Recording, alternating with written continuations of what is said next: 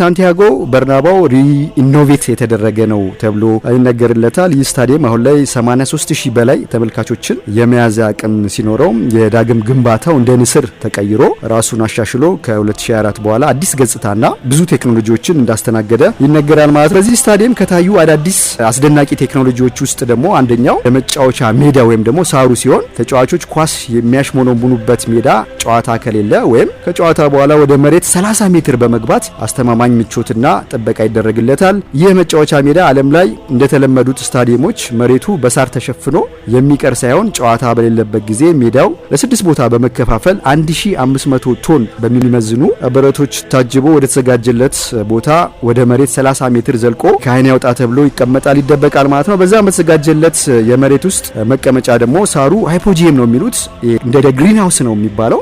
ሳሩ በምድር ውስጥ በሚቀመጥበት ጊዜ ሰው ሰራሽ አርቲፊሻል ፀሐይ ይቀርብለታል፣ የተመጠነ ካርቦን ዳይኦክሳይድም ይቀርብለታል ማለት ነው። የሚንከባከቡት ሰዎችም ወደ ሳሩ ከመጠጋታቸው በፊት እንደ ሕክምና ባለሙያ አስፈላጊውን አለባበስ ጥንቃቄ እንዲያደርጉ ይገደዳሉ ማለት ነው። በዚህ ምክንያት የሪያል ማድሪድ ስታዲየም መጫወቻ ሜዳው ልክ እንደ ጣሪያ ሁሉ የሜዳ ሳሩም ሲያስፈልግ የሚከፈት ሲያስፈልግ የሚዘጋ ሪትራክቴብል ነው ማለት ነው። ይህንንም ቴክኖሎጂ ለዓለም ያስተዋወቀው ፓተንቱን የሚወሰደው አሁን ላይ የትኛውንም ስታዲየሞች እንደዚህ ማድረግ ይችላሉ ብሎ ስራውን አዲሱን ይህን ቴክኖሎጂ ሀብሎ በበርናባው ያስጀመረው ሴነር የተባለ የኢንጂነሪንግና የቴክኖሎጂ ግሩፕ ነው። የዚህ ስታዲየምን የመጫወቻ ሜዳ እንደዚህ ተከፋች ሲያስፈልግ ተጣጥፎ ወደ መሬት ማዝለቅ ያስፈለገው ደግሞ ሪያል ማድሪድ ገቢውን ከእግር ኳስ ጨዋታዎች ብቻ ከማግኘት ይልቅ ስታዲየሙን ለተለያዩ አገልግሎቶች በማዋል ገቢውን ለማሳደግ ነው። ለምሳሌ የሙዚቃ ዝግጅቶች፣ የኮንሰርቶች፣ ፌስቲቫሎች፣ የውሃ ላይ ውድድሮችን ጨምሮ ሌሎችም እንዲካተቱበት ወይም ደግሞ እንዲደረጉበት ይፈቅዳል ማለት ነው። ስለዚህም የስታዲየሙ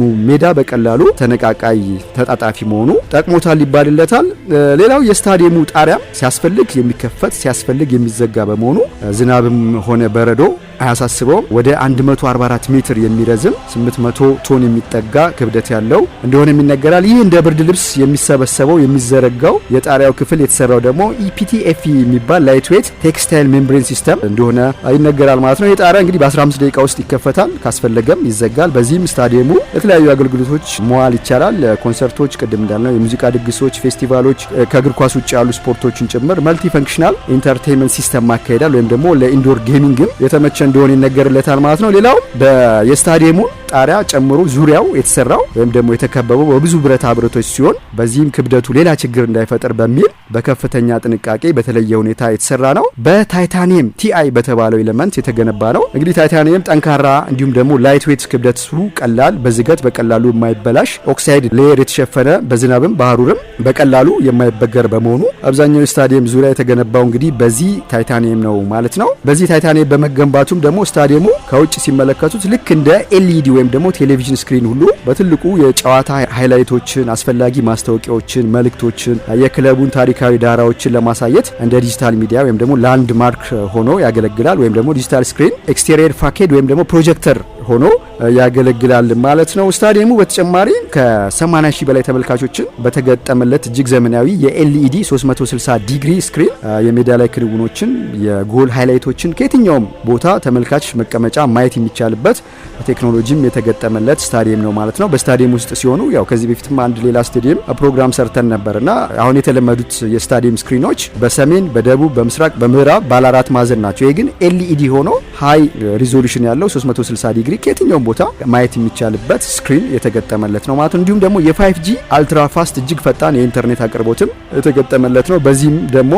ቪዲዮዎችን ማውረድ፣ ላይቭ ስትሪም ማካሄድና ለሌሎችም ምንም ሳይቆራረጥ 80 ሺህ ፕላስ የሆኑ ተመልካቾች የዚህን ኢንተርኔት አገልግሎት ማግኘት ይችላሉ ማለት ነው። የስታዲየሙ ጣሪያ በሚዘጋበት ወቅት ደግሞ በአስገራሚ የኢንጂነሪንግ ዲዛይን ተመልካቾች በቂ የማይረብሽ ፍሰቱን የጠበቀ አየር ወይም ደግሞ ኦክሲጅን እንዲያገኙ የሚያስችል ቴክኖሎጂም አለው ማለት ነው። ይህም እንግዲህ በአንድ አርክቴክት ላይ አንድ ተጨማሪ ቴክኖሎጂ ያሳየ ነው ማለት ነው። በግንባታው ላይ ስታዲየሙ ሲዘጋም ለተቃራኒ ቡድን ጩኸቱን የሚያስበረግግ ለማድሪድ ተጫዋቾች ደግሞ ተጨማሪ ጉልበት እንዲሰጥ ከደጋፊዎቻቸውም የሚወጣው የድጋፍ ድምጽም ሳይባክን ሳይበተን በአግባቡ ጥቅም ላይም እንዲውል ዲዛይን የተደረገ ስታዲየም ነው። በተለይ ይህን ሪሞንታዳ የሚለውን ካምባክ እናስታውሳለን ማለት ነው። ለምሳሌ ማድሪድ ከሜዳው ውጪ ከተመራ ወይም ደግሞ ከተሸነፈ በሜዳው የተቃራኒ ተጫዋቾችን ለማስደንገጥ ለመደንገጥ ወይም ደግሞ ለማሸነፍ ስታዲየሙን ጣሪያውን ይዘጉታልና የሪሞንታዳን ወይም ደግሞ ካምባክን ለማካሄድም እንደዚህ አይነት ቴክኖሎጂም አለው ጣሪያው ወይም ደግሞ ዙሪያው ደግሞ የደጋፊዎቹን ድምጽ እንደዚሁ እንዲሰማ ለማድረግ ይጠቅማል ማለት ነው። ሌላው በርናባው ሲገነባ በግንባታ ቴክኖሎጂ አዳዲስ ምዕራፎችንም ያስመዘገበ ሲሆን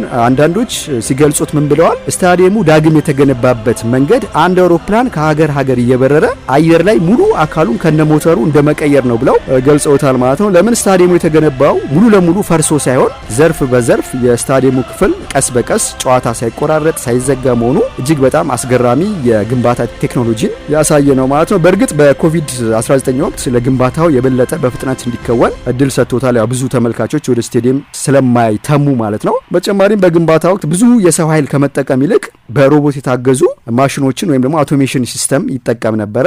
ሮቦ ማስተር የሚባል ሶፍትዌርም ለዛ በብዛት ተጠቅሟል ተብሏል።